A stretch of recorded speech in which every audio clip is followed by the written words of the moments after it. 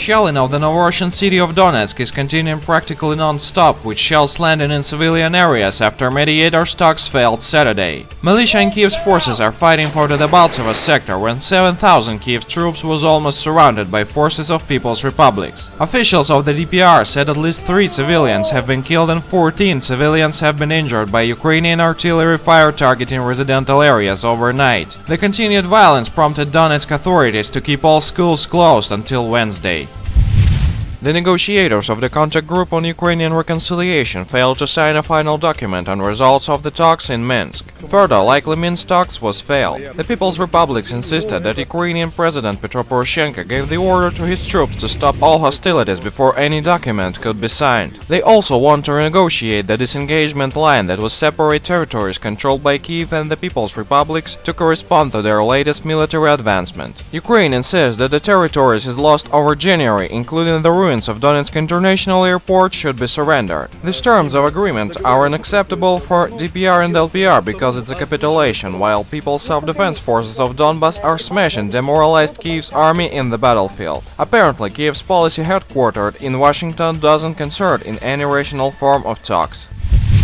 U.S. Secretary of State John Kerry travels to Ukraine. He will offer public backing of Kiev's regime on Thursday. He will meet with self-styled Ukrainian President Petro Poroshenko and other so-called senior Ukrainian leaders. It's the public version which U.S. State Department announced last Friday. In fact, Kerry moves to Kiev for inspection and briefing his Kiev puppets. However, official Kiev waits rewards for less actions in Donbass when Kiev's military restored full-scale war and prevented PSS tried to deny sanctions for Russia. But Kiev forget any Obama administration's back is flashy in the pan. Not long time ago, Obama administration was supplying military aid to so-called Libyan liberal opposition. Now, Islamic State, which was main part of that Libyan opposition, is claimed terrorist organization, and Obama denies any official help for it. It's not the future which Kiev will like.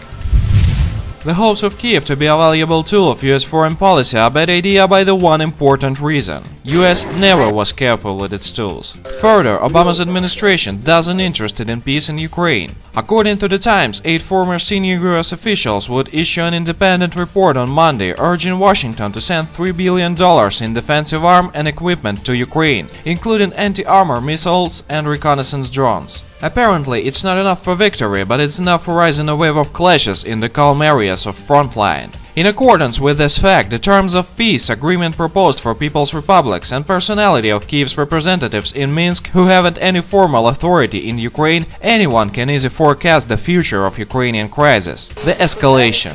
Ukraine is quickly turning from ordinary failed state controlled by foreigners into zone of instability and full-scale war. Like Somalia, but much worse and in the center of Europe. This zone will be used not only for political, economical and maybe military aggression against Russia.